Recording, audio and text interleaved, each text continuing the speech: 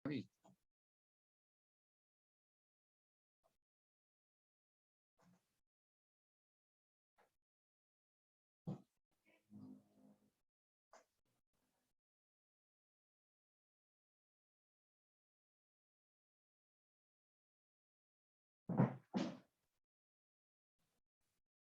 review sepintas ya. Jadi konsep gaya gravitasi pertama yang sudah kita bahas adalah gaya tarik.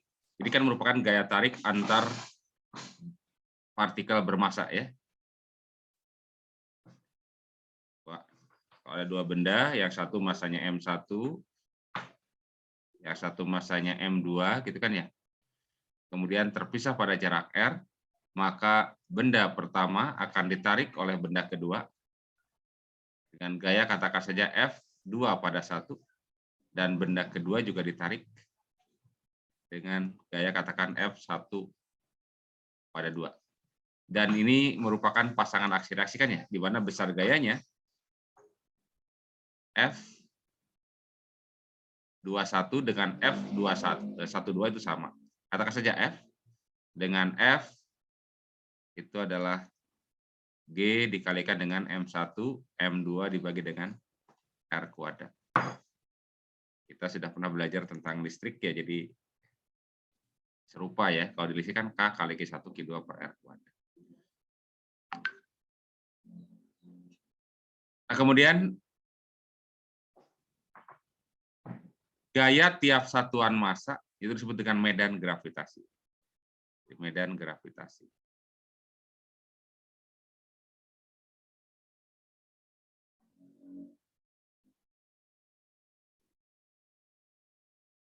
Ini apa namanya? Ruang atau daerah yang masih dipengaruhi oleh gaya gravitasi. Jadi kalau misalnya ada benda bermassa M nih, maka di sekitar M ini ada medan gravitasi. Cara mengujinya apa? Dengan cara menyimpan benda di sekitar di sini. Ya, kalau misalkan kita ingin ngecek apakah di dekat kita di permukaan bumi atau di bumi memiliki medan gravitasi atau tidak, kita tinggal simpan benda, kemudian kalau kita lepaskan kan jatuh ke bawah ya, mendapat gaya berat. Nah, arah dari medan gravitasi sama dengan arah gaya pada bendanya ya. Jadi arahnya selalu menuju ke pusat. Diberi simbol G ya.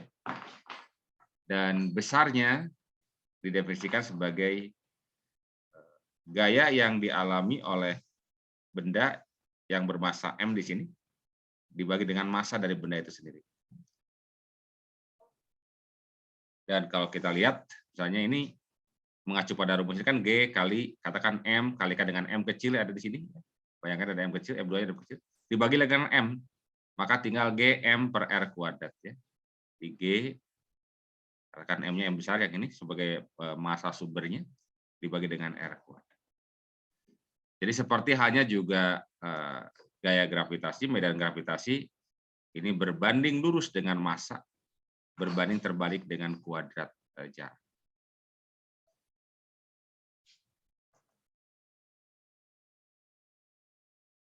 Nah, gaya yang dialami oleh suatu benda di sekitar permukaan bumi atau permukaan planet, itulah yang dikenal dengan gaya berat. Jadi ketika kita ini F sama dengan M kali G gitu ya, gaya berat. Ya. Jadi gaya gravitasi yang dialami oleh benda di sekitar benda sumber ya, misalkan bumi atau planet disebut dengan berat benda. Baik, kita coba lihat. Saya review saja ulang lagi mungkin kalaupun pernah ya. Jadi yang pertama, gaya tarik menarik antara dua buah partikel mula-mula bernilai F.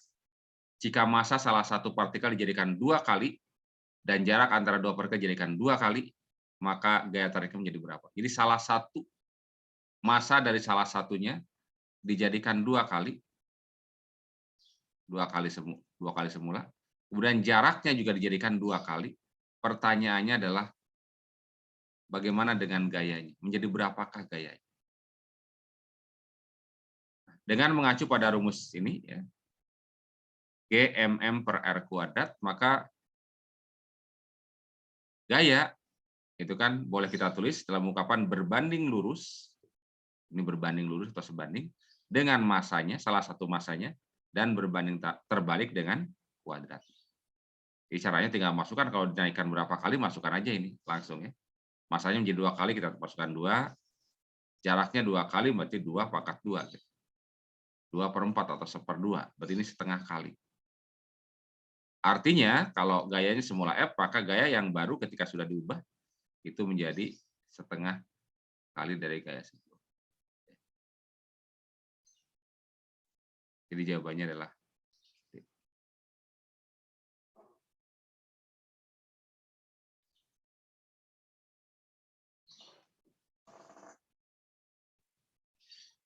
Kemudian yang kedua, ini menghitung saja ini ya.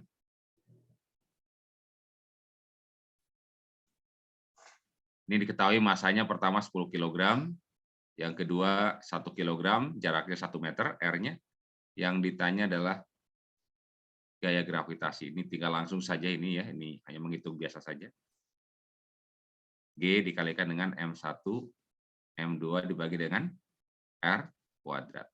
Nah, G-nya itu adalah 6,72 ya. Atau 6,7 boleh, kali 10 pangkat min 11. Masanya 10 kg dan 1 kg. Jaraknya 1 meter, berarti 1 kuadrat. 6,72, ini 10, ini jadi 10 pangkat min 10 meter. Jadi kalau antara dua benda bermasa, apa namanya, relatif gaya gravitasi sangat-sangat kecil gaya gravitasinya ya. 6,72 kali 10 pangkat min 10. Jadi kalau misalkan ada apa namanya, 2 buah gelas gitu kan ya. 2 buah gelas di atas meja misalnya. Maka gaya tarik-menarik antar 2 gelas tersebut ya sangat kecil dibandingkan dengan gaya tarik gravitasi bumi. Sehingga ya kedua gelas tidak akan tidak saling mendekat dengan sendirinya gitu kan ya.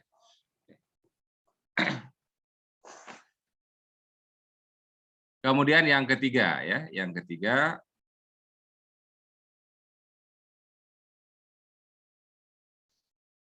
tiga partikel A, B, dan C disusun seperti ditunjukkan dalam diagram di samping. Jika gaya gravitasi antara A dan B adalah 3 Newton, maka gaya gravitasi antara A dan C adalah berapa? Nah, di sini partikel ini mestinya mungkin ada kata-kata identik ya. 3 partikel identik A, B, C. Kalau identik itu berarti masanya sama. Jadi massa A misalnya M, massa B juga M, massa C juga M. Kemudian kita mengetahui gaya yang dialami oleh atau antara A dan B. Jadi katakan si B mendapatkan gaya atau ditarik oleh si A, gaya gravitasi, sebesar 3 Newton. Kan? Nah, pertanyaannya adalah berapa si C gitu. Kalau ini adalah F, F-nya berapa gitu. Nah, perhatikan bahwa yang membedakan, karena ini masanya sama kan ya, yang membedakan antara interaksi antara A dan B dengan A dan C adalah hanya jaraknya saja, karena masanya sama kan ya. Massa B dengan massa C sama. Yang membedakan jarak. Ini jaraknya adalah diameter, ini sepertiga diameter. Jadi nomor 3 ya konsepnya bahwa kalau kita ingin tahu berapa gaya pada C, maka kita lihat bahwa jarak C itu adalah sepertiga kali dari jarak antara A dan B. Kalau jaraknya sepertiga kali, bagaimana gayanya? Maka gayanya kan bisa kita tulis sebanding dengan, nah, seperti nomor 1 nih. Cuman M-nya nggak ada kan karena M-nya sama ya, jadi tetap. Maka sebanding dengan 1/R pangkat 2 saja. Tadi 1/1/3 kita kuadratkan. Ini 1/9 dibalik ya. Jadi 9 kali. Dengan kata lain bahwa gaya pada C gitu ya. Gaya pada C adalah 9 kali gaya dari mana? Dari antara A dan B, kan dibandingkan dengan ini ya. Jadi 9 kali dari 3 Newton. Berarti 20 7. Ya. Oke, ada pertanyaan sampai sini?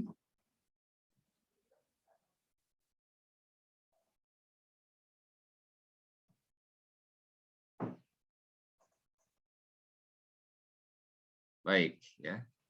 Ini saya tulis sebentar.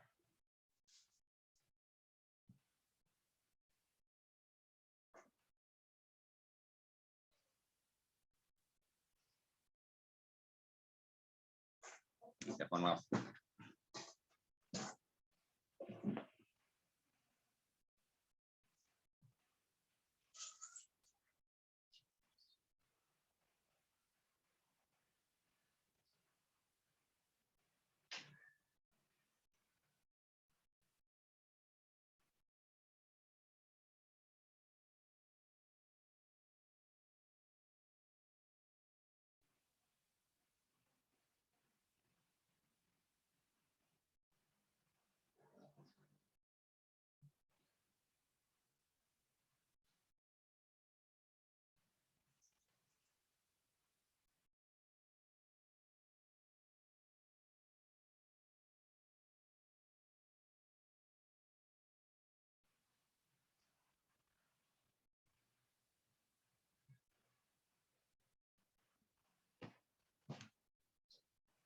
Oke, kita lanjutkan ya, saya clear dulu. Nomor 4.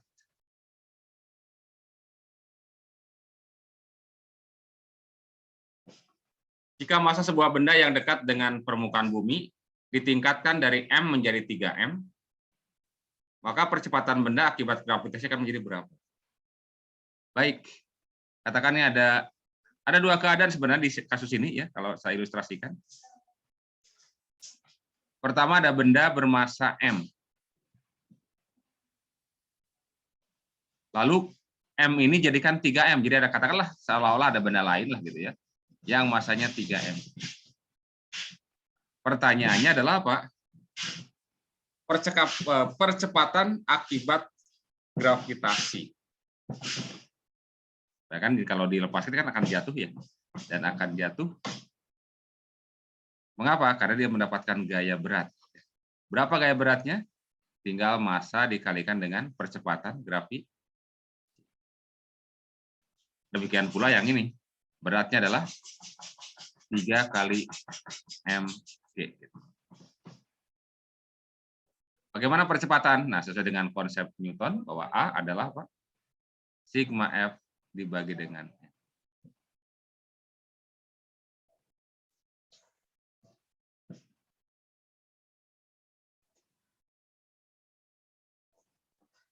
Berarti untuk kasus yang pertama nih, yang pertama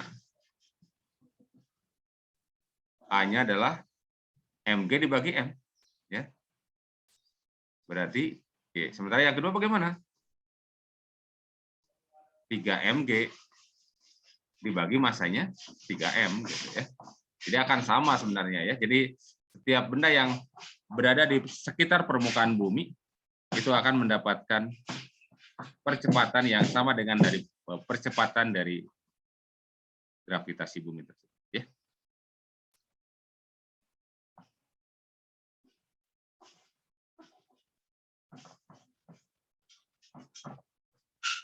Jadi G yang kita kenal selama ini ya G medan gravitasi.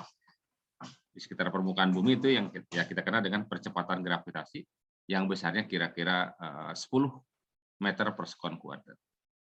Tepatnya sekitar 9,8 sebenarnya, 9,8. Tapi seringkali kita bulatkan untuk memudahkan menghitung.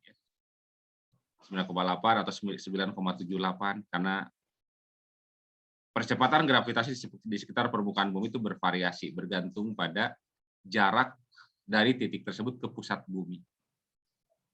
Nah, biasanya di di kutub itu medan gravitasinya lebih besar dibandingkan dengan di khatulistiwa ya. Kenapa? Karena jarak permukaan kutub ke pusat bumi itu lebih kecil dibandingkan dengan jarak dari khatulistiwa ke pusat bumi. Jadi bumi itu tidak benar-benar bulat seperti bola. Tidak bulat seperti bola ya. Tapi kira-kira seperti elips, tetapi elips juga tidak seperti elips bola rugby ya. Elips lah kira-kira. Ya, jadi artinya jari-jarinya berbeda. Jari-jari di ekuator itu lebih besar dibandingkan dengan jari-jari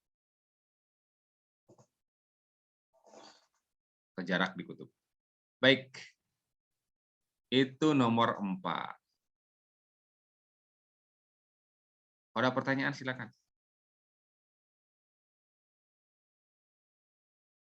Nomor 5, pada satu titik di luar bumi sejauh X dari pusat bumi, percepatan gravitasi adalah 5 Newton kilogram pangkat min 1 atau 5 Newton per kilogram. Percepatan gravitasi pada permukaan bumi adalah 10 Newton per kilogram atau 10 meter per sekon kuadrat ya. Jari-jari bumi kira-kira mendekati nilai berapa kali dari X?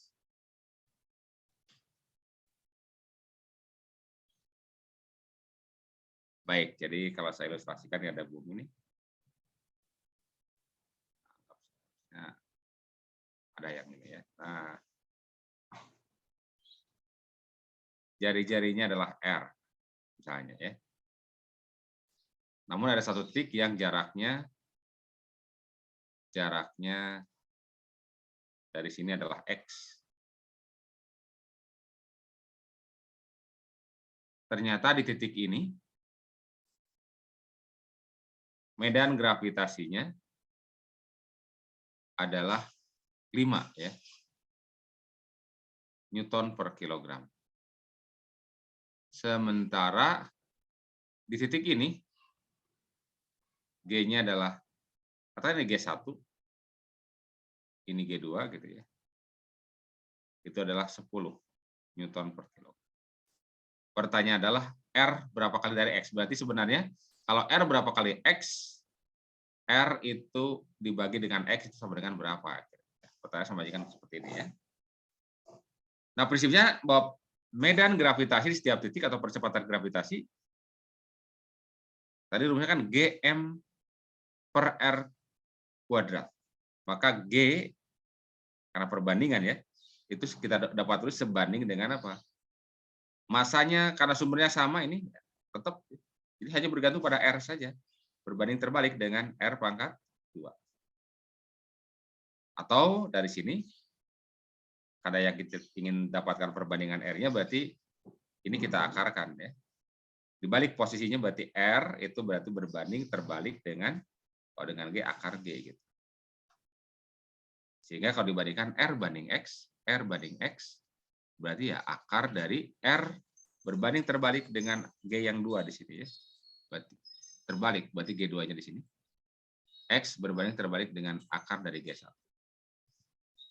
Akar dari 5 per 10 ya. 1/2 ya. Atau 1 per akar.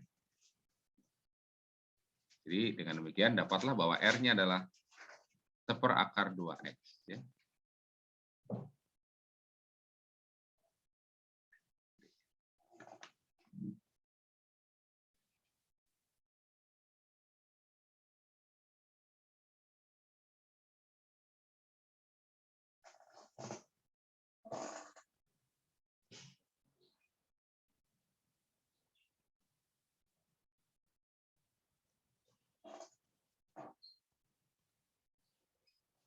Nomor 6 ya.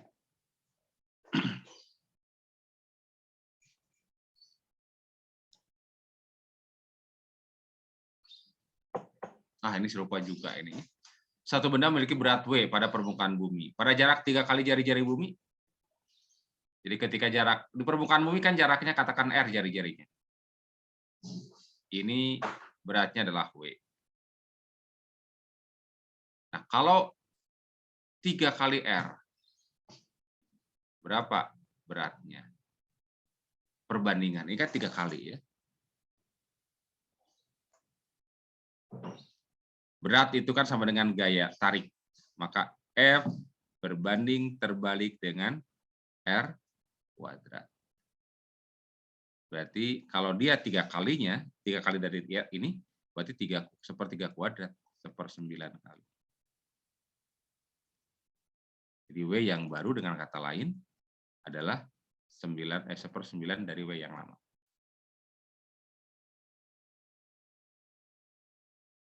Ya ini ya. Mudah, ini hanya perbandingan saja.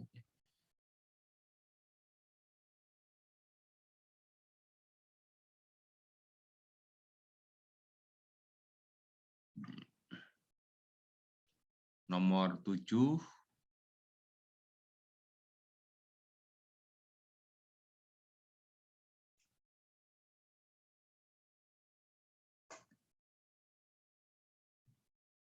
Sebuah benda yang diletakkan pada permukaan bumi berjari-jari R memiliki berat 360.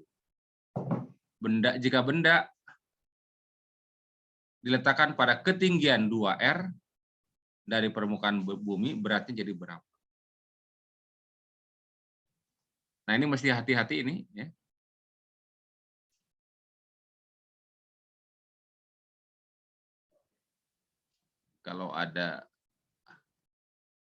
Kalau bumi berjari-jari R,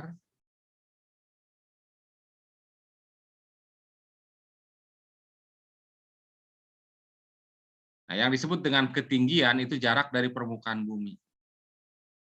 Kalau misalkan ini ada ketinggian, dihitungnya dari sini nih, ke sini. Itu ketinggian, ya. Nah, sementara kalau gaya yang terjadi misalkan kita disimpan di sini bergantung pada jarak terhadap pusat ini gitu. Dan kita lihat ini kalau tingginya 2R berarti jaraknya sebenarnya adalah 3R gitu. Ya, ditambah dengan R ini ya, jari-jari. Jadi ketika di sini di bumi jaraknya, jadi ketika jaraknya R ternyata gayanya 360 Newton. Nah, kalau 3R berapa? Nah, ini mirip dengan soal nomor 6 nih, ya, 1/9-nya. Oke. Jadi beratnya menjadi 1/9 dari sebelumnya. Berarti 1/9 dari 360. 40 ya. Ini masih sama dengan nomor 6 ya.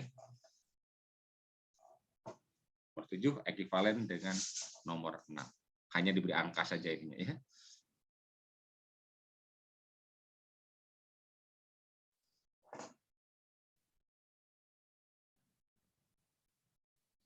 Silakan kalau ada pertanyaan.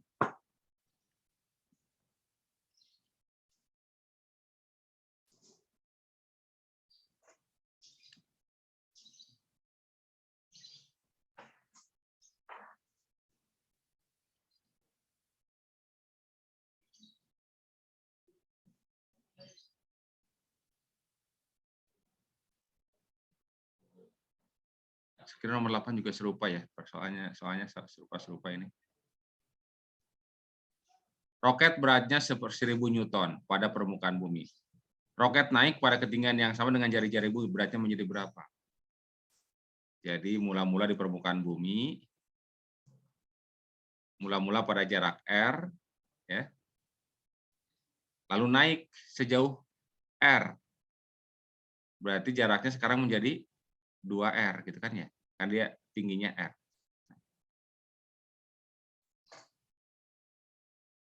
Kalau di sini beratnya adalah 10.000 Newton, di sini beratnya berapa gitu.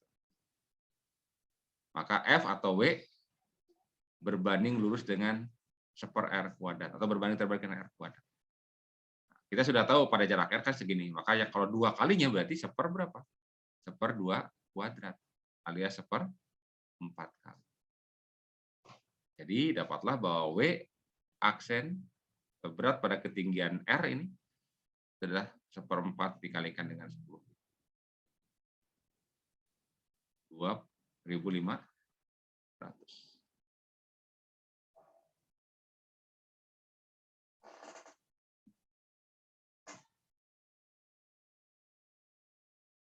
Soalnya lebih banyak berkutat dengan ini ya. Perbandingan.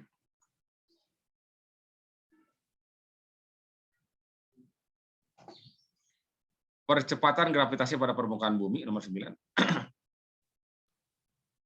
10. Massa planet Mars dibandingkan dengan bumi adalah 1/5. dan jari-jarinya adalah 1/2.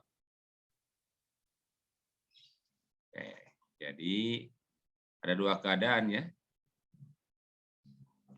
Massa Mars itu 1/5 kali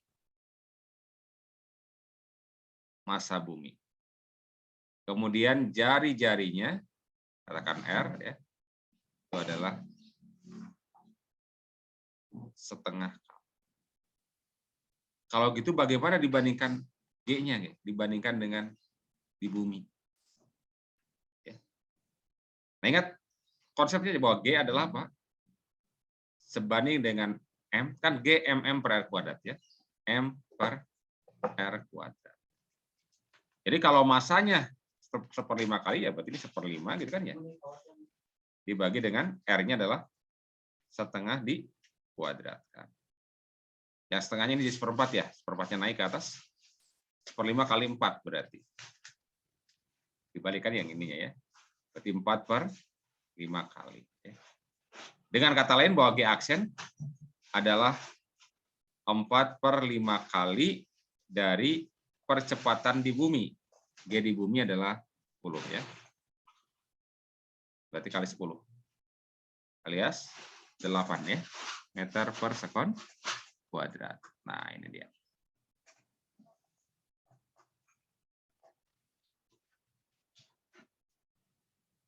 Oke, itu nomor 8. Kalau ada pertanyaan silakan.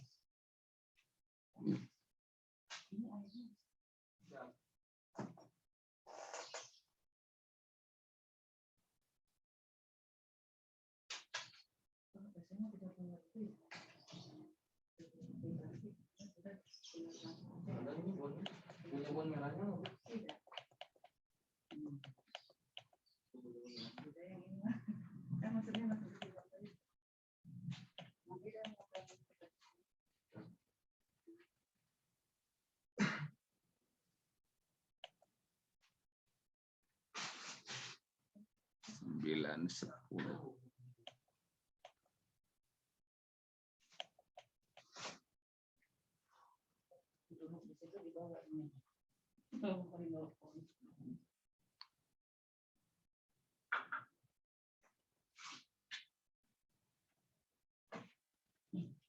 Baik, nomor 10 ya.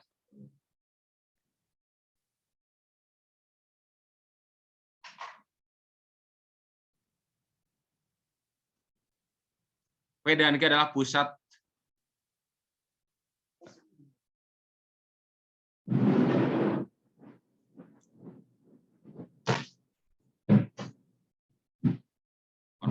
hujan di sini. P dan Q adalah pusat dari 2 buah bola kecil yang masanya masing-masing M dan 4M. Jika bola yang diletakkan di R tidak mengalami gaya, oh di sini ya. Berapa nilai X banding Y? Baik. Jadi ada 3 buah benda terletak di P, Q, dan R. Nah ini M, ini 4M. Letakkanlah benda di sini di R. Dia dikatakan tidak mengalami gaya. Ya. Jadi dalam hal ini bukan tidak mengalami gaya sama sekali sebenarnya, ya. Tapi resultan gayanya sama dengan. Karena kan prinsipnya ketika sebuah benda berada dekat dengan benda yang lain, maka dia akan mendapatkan gaya interaksi, gaya tarik gravitasi. Jadi si R ini nanti akan ditarik oleh si P, katakan dengan gaya F1 misalnya, demikian pula akan ditarik oleh si Q.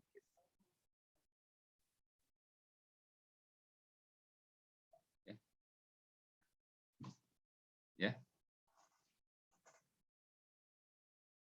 Oke. Dan ketika dia dikatakan tidak mengalami gaya, maksudnya adalah resultan gayanya sama dengan 0. Ya. Jadi F pada R itu sebenarnya sama dengan F1 katakan dikurangi dengan F2 atau sebaliknya. Dan ini harus 0.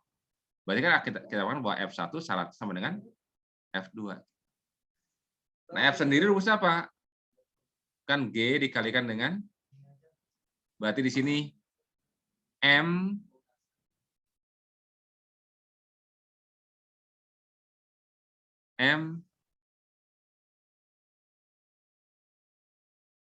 katakan ini ada MR ini ya. Ini M di P ya dikalikan dengan M di R dibagi dengan jaraknya ini. Ke sini adalah X. Ya. Dikuadratkan jangan lupa ya. Kan G MM per R sama dengan G kali yang satu lagi 4M ya. 4M. Ini masanya dengan MR karena ini gayanya dengan ini ya. Dibagi dengan jaraknya adalah Y. Kita bisa lihat ada yang bisa kita coret ya. Ini hancur, ini lebur, ini tewas. M juga sama ya. Oke. Ini dengan ini hilang. Jadi 1 per X kuadrat berarti 1 per X kuadrat 4 per Y kuadrat. Nah, karena ini sama-sama bentuk kuadrat ya, ini kita bisa akarkan saja ya. Kita akarkan. Maka jadi 1 per X sama dengan 2 per Y. Sehingga X dibagi Y. X per Y atau Y per X. Oh, X per Y. X per Y berarti dibalik. Y-nya kan X ini, jadi X per Y 1 bagi 2.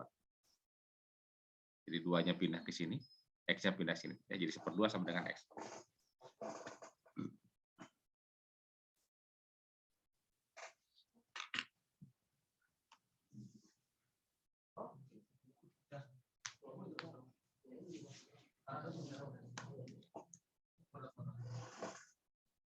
Jadi sebenarnya kita bisa lihat bahwa di sini ya, kalau seandainya di titik ini gayanya 0, sebetulnya medannya juga sama dengan 0. Dan dalam kasus ini akan berlaku bahwa kita mengacu pada ini. Jadi catatan ya. Jika resultan gaya itu sama dengan 0, akan dipenuhi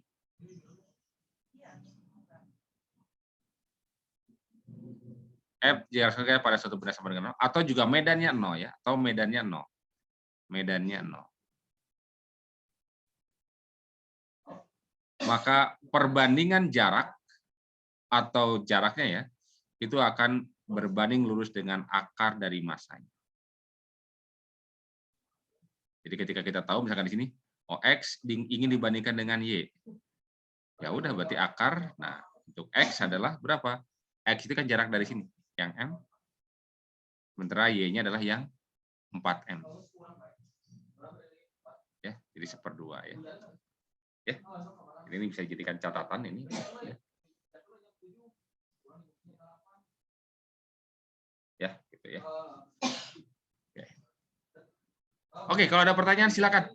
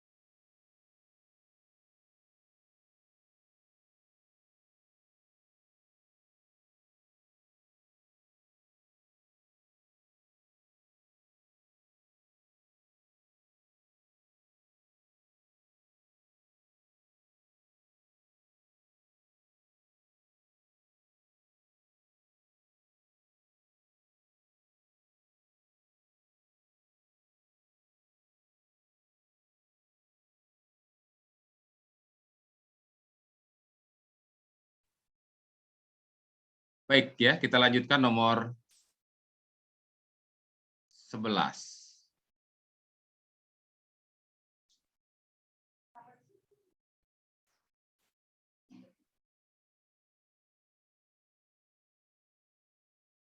Gaya gravitasi yang bekerja pada suatu roket pada ketinggian H dari permukaan bumi adalah sepertiga kali gaya gravitasi yang bekerja pada roket itu di permukaan laut. Ini serupa ya.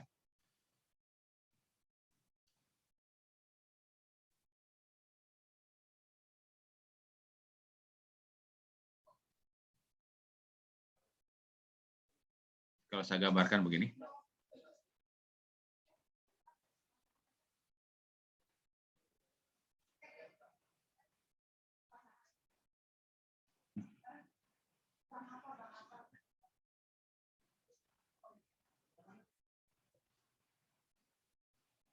Nah, ini ketinggiannya H ya.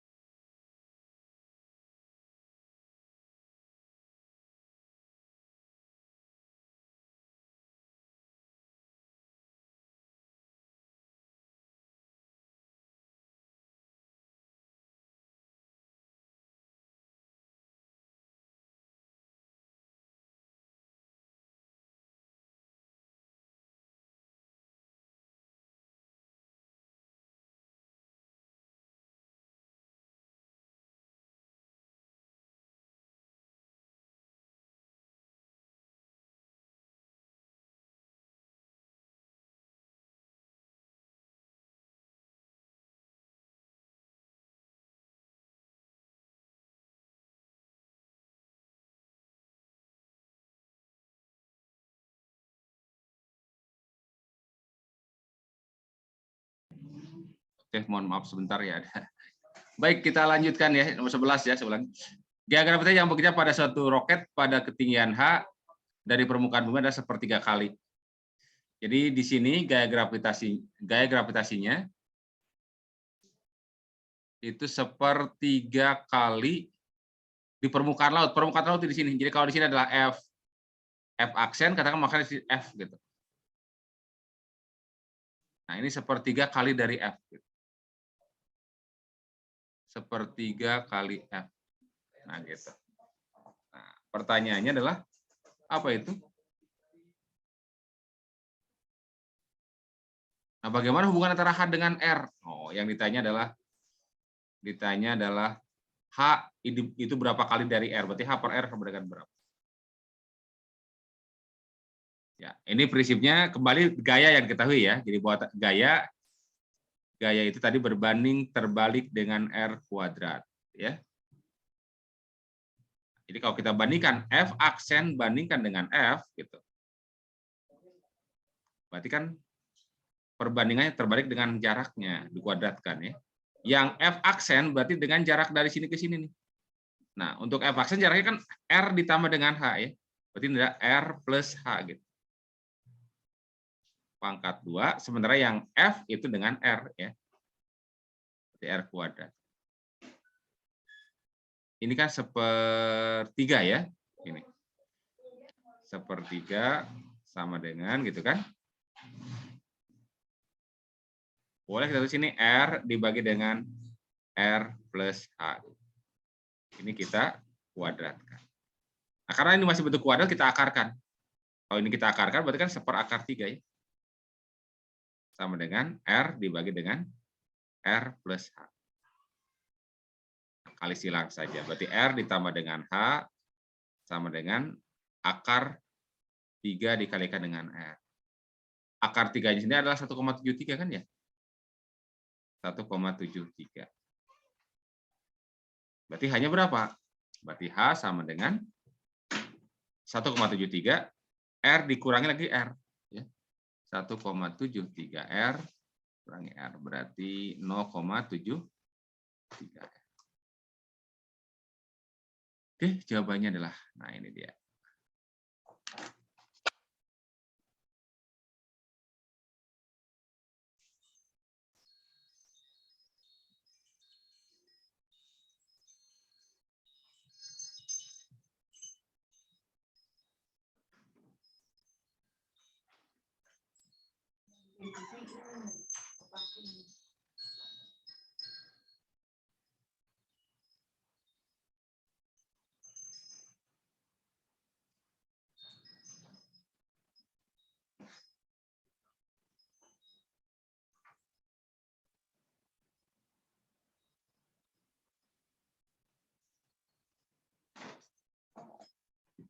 Baik, kemudian nomor 12.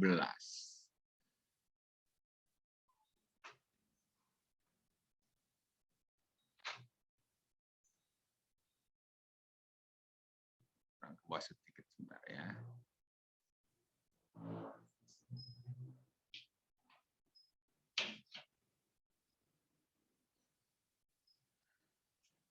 Ya, intinya berapa kali dari F ya ini ya.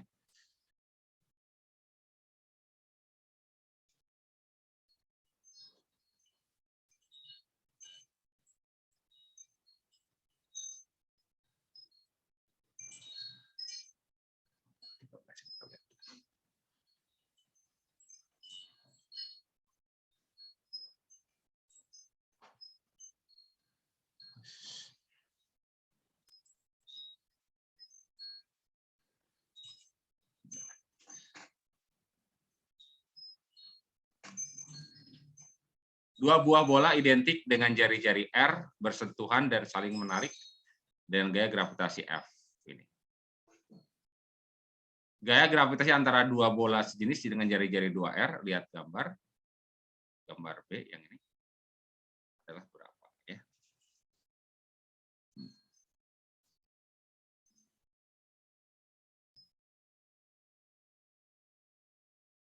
Nah, perhatikan bahwa untuk yang pertama ini masanya misalnya yang ini M, ini juga M karena identik ya. Kemudian terpisah pada jarak, nah ini jaraknya adalah jarak antar pusat massa di sini.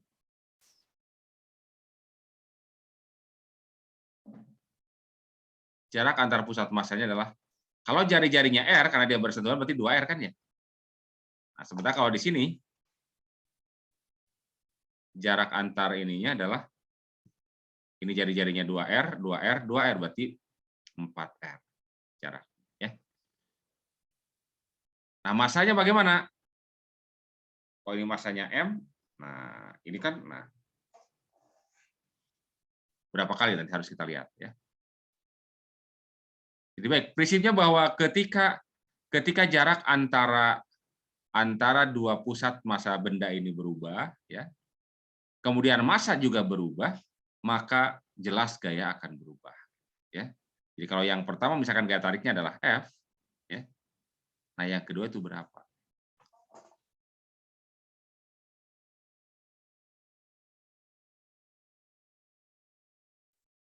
Nah, di sini ya,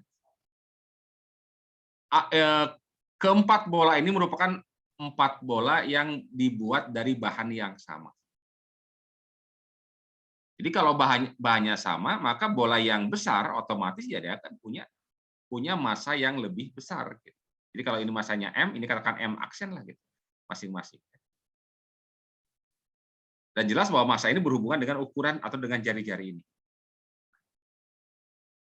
Hubungannya seperti apa? Nah, ingat bahwa kalau terbuat dari bahan yang sama, berarti massa jenisnya yang sama.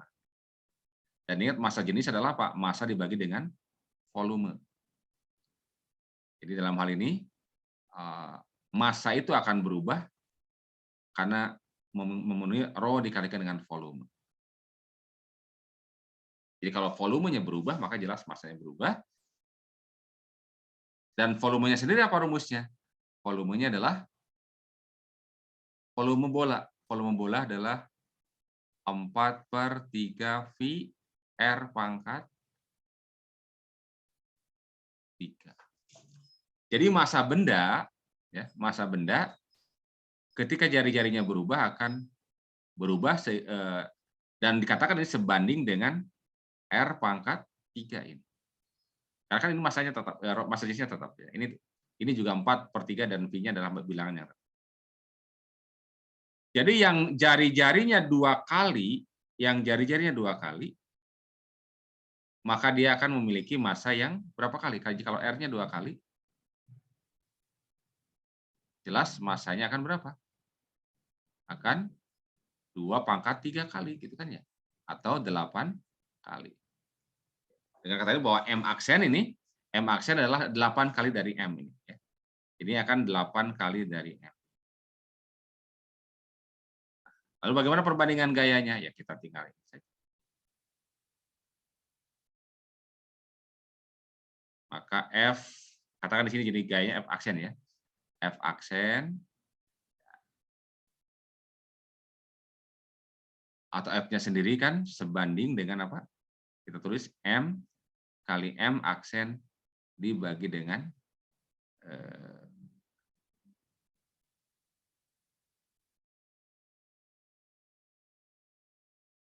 ini aja sebentar.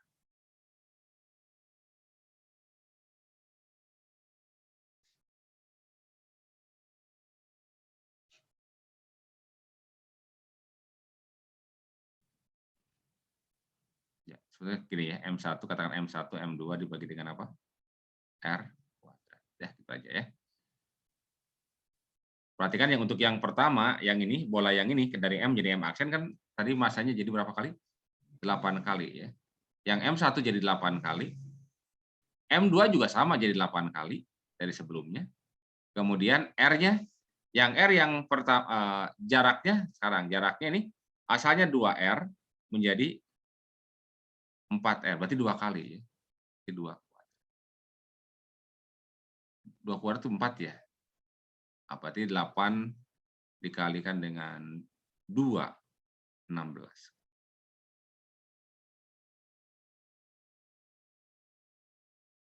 16 kali. Sebentar kita lihat yang berapa ini. Nah, ini ya. 16 kali.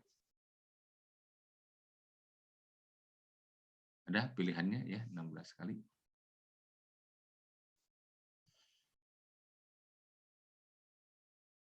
Itu nomor 12 ya. Yang perlu diperhatikan hati-hati di sini bahwa massanya menjadi 8 kali masing-masing. Kemudian jaraknya menjadi 2 kali, jarak antar dua bendanya ya.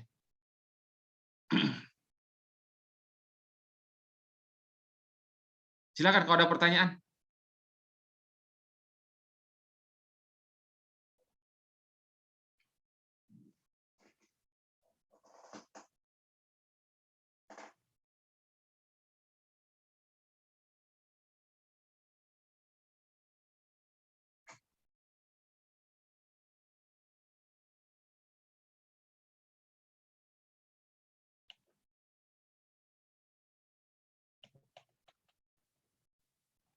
Sudah sampai nomor itu aja kita habiskan.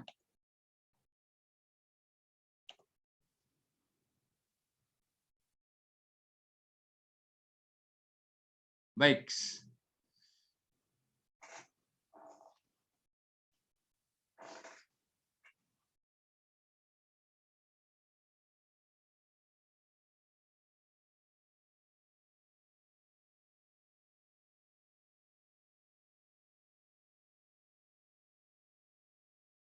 Nah, nomor 13 ya.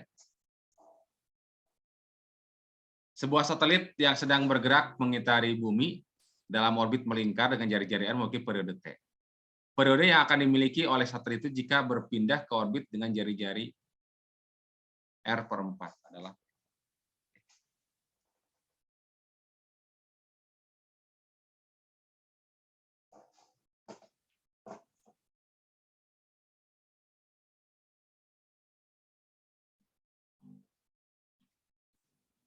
ada bumi, lalu ada satelit.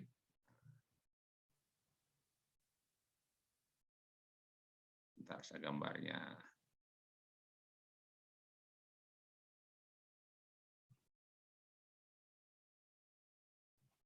Ada bumi di sini, ya.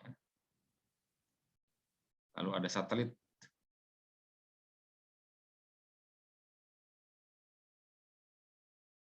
Nah ini, ya. Ini masanya M, katakan saja. Ini masanya M. Nah, si satelit mengorbit dengan jari-jari R. Jadi ke sini jaraknya R nih. Dengan periode artinya waktu untuk satu putaran nih, periodenya adalah T. Ya. Kalau jaraknya berubah ya dari R, kalau jaraknya berubah menjadi R/4, periodenya menjadi berapa? Jadi kita harus lihat bagaimana hubungan antara apa? Hubungan antara periode dengan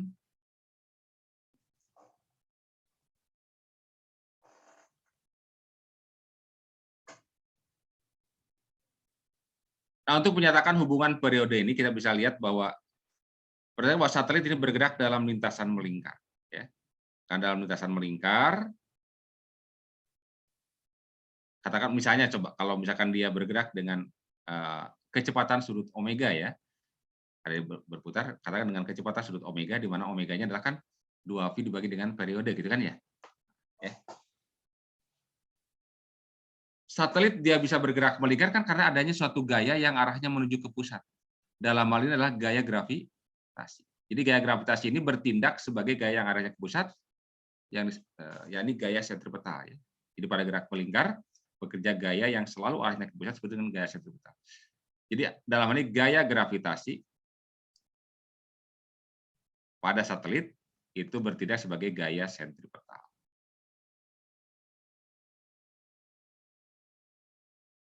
Gaya gravitasi rumusnya apa? G kalikan dengan M kali M dibagi dengan R kuadrat. Dan gaya sentripetal rumusnya adalah M dikalikan dengan omega kuadrat dikalikan dengan R. Atau MV kuadrat per R. Nah, M-nya boleh dicoret sini.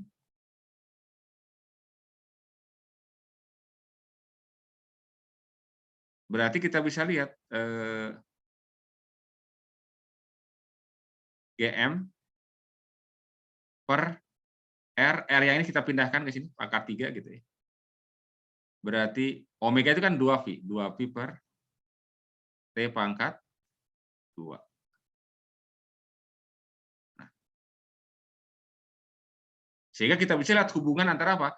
Karena G dan M tetap ya, kemudian 2V juga besarnya tetap, maka bisa kita lihat hubungannya bahwa R pangkat 3 itu sebanding, kita tuliskan dengan T pangkat 2.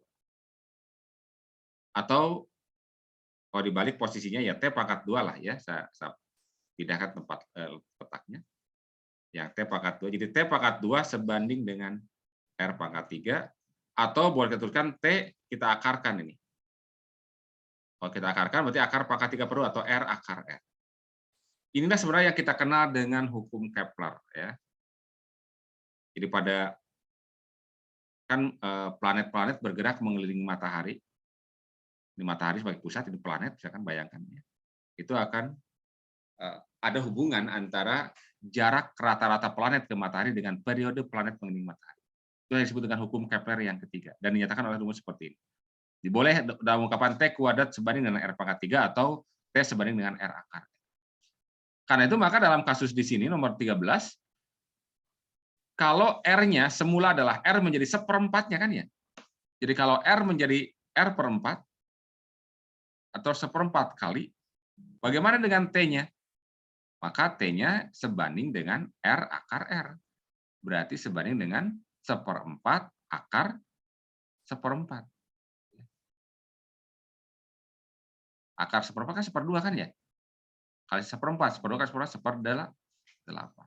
Dengan kata lain, periodenya yang baru adalah seperdelapan kali periode yang, atau periode pada saat jari-jarinya R per 4 adalah menjadi seperdelapan. Jadi lebih cepat ya dari periode sebelumnya. Ini jadi seperdelapannya. Makanya planet-planet itu kan ya sistem tata surya yang terdekat ke matahari adalah Merkurius kan ya. Merkurius itu periode rotasinya paling cepat ya. Paling cepat. Kemudian Merkurius, Venus, Bumi. Nah, Bumi itu periode revolusinya kita definisikan 1 tahun. Nah, makin keluar Bumi, Mars, Jupiter, Saturnus, Uranus, Neptunus. Gitu. Itu Neptunus itu paling lama rotasinya, revolusinya, periode revolusinya ya. Bahkan kalau dulu ya Pluto masih dikelompokkan sebagai planet dulu ya. Jadi ada 10, kalau dulu ada 9 planet, sekarang tinggal 8 karena Pluto dikeluarkan dari keanggotaannya sebagai planet. Ya. Di astronom sudah tidak mendefinisikan ternyata gitu berdasarkan penelitian para astronom, Pluto itu tidak memiliki karakteristik yang dikelompokkan sebagai planet. Jadi salah satu ciri dari planet adalah bahwa dia bergerak mengelilingi matahari dalam garis edar yang tidak berpotongan. Jadi kalau ada di sini misalkan ada Bumi, nanti ada Mars, kemudian ada Jupiter, maka orbit-orbitnya tidak berpotongan. Sementara kalau Pluto itu memotong orbit yang lain, jadi tidak memotong orbit yang lain. Makanya Pluto itu dikelompokkan sebagai planetoid saja, planet kecil ya. Jadi kalau planet-planet Merkurius, Venus, Bumi, Mars sampai ke Neptunus itu teratur ininya ya, lintasannya. Tapi kalau Pluto tidak ya. Tapi Pluto juga punya periode revolusi ya, mengelilingi matahari gitu. Kalau nggak salah berapa? 278 tahun. 278 tahun. Jadi bayangkan Bumi 1 tahun, ya 278 tahun karena makin jauh. Baik. Oke, ya silakan. Jadi kalau yang ini 13 kan ada gaya gravitasinya bertindak sebagai gaya sentripetal ya Pak. Oke. Kalau realnya gitu, kenapa gaya apa sih yang nge-cancel gaya sentripetal ini jadi mereka tetap mengorbit gitu, nggak turun ya, gaya apa yang meng-cancel untuk dalam gitu. Baik. Jadi gini, konsepnya lah begini, benda itu akan bergerak melingkar kalau ada gaya. Sementara kalau misalkan tidak ada resultan gaya yang bekerja pada benda, maka benda cenderung bergerak apa?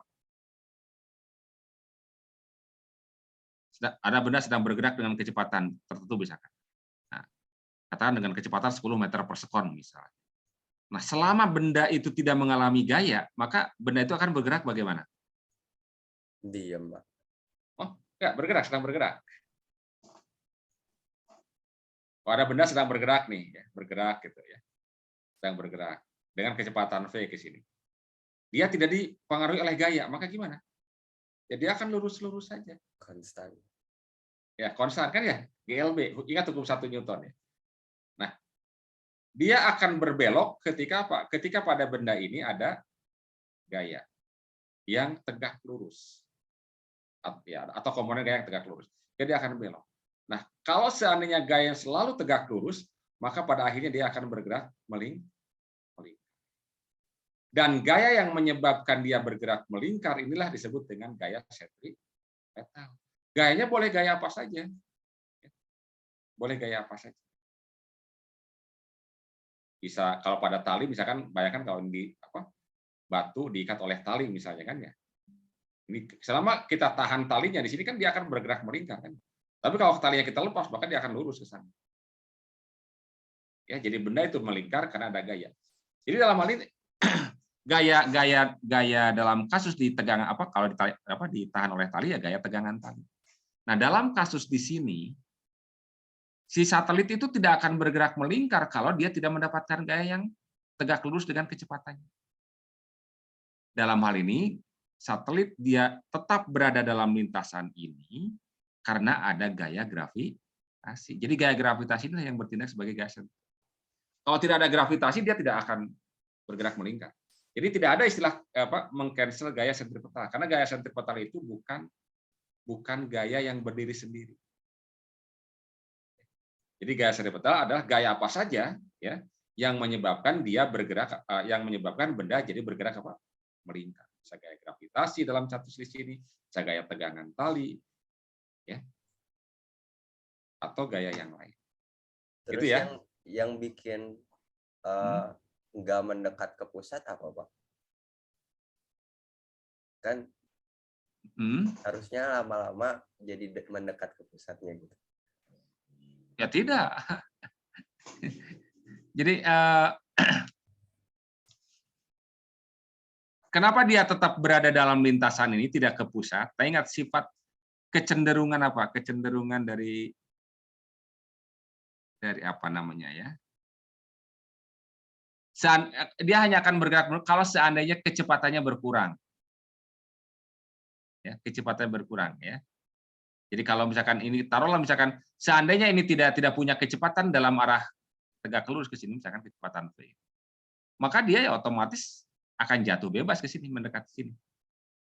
Nah, namun karena dia sedang bergerak dengan kecepatan ke sini gitu kan ya. Oke, sedang bergerak dengan kecepatan sini. Nah, dia mendapat gaya ke sini maka dia akhirnya lintasannya belok. Jadi dia tidak akan mendekat ke sini, dia akan belok. Karena dia masih sudah punya kecepatan ke arah sini yang selalu menyinggung ini. Berarti tetap harus ada kecepatan yang harus di-maintain kayak gitu. Harus. Jadi kalau kecepatan ini kecepatannya berubah, misalkan kecepatan berkurang, barulah dia apa? Baru dia akan lintasannya makin lama makin apa? Makin dekat. Oke, banget ya. Nah, ya. Oke, ya, jadi sekali lagi kenapa dia tidak mendekat ke mana? Ke sini karena apa? Karena dia punya kecepatan yang konstan, besarnya ya, konstan.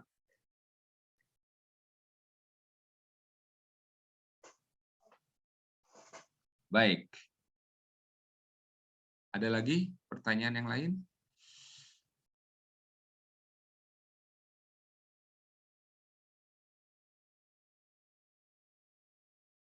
Ya, saya kira yang nomor 14, 15 ini serupa dengan sebelumnya nih ya.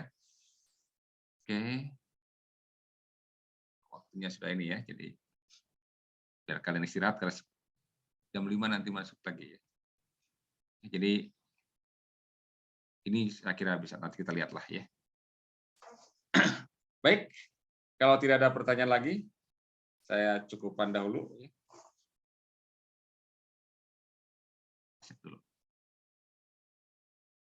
Terima kasih. Assalamualaikum warahmatullahi wabarakatuh. Waalaikumsalam. Makasih, Pak. Makasih, Pak. Ya, sama-sama.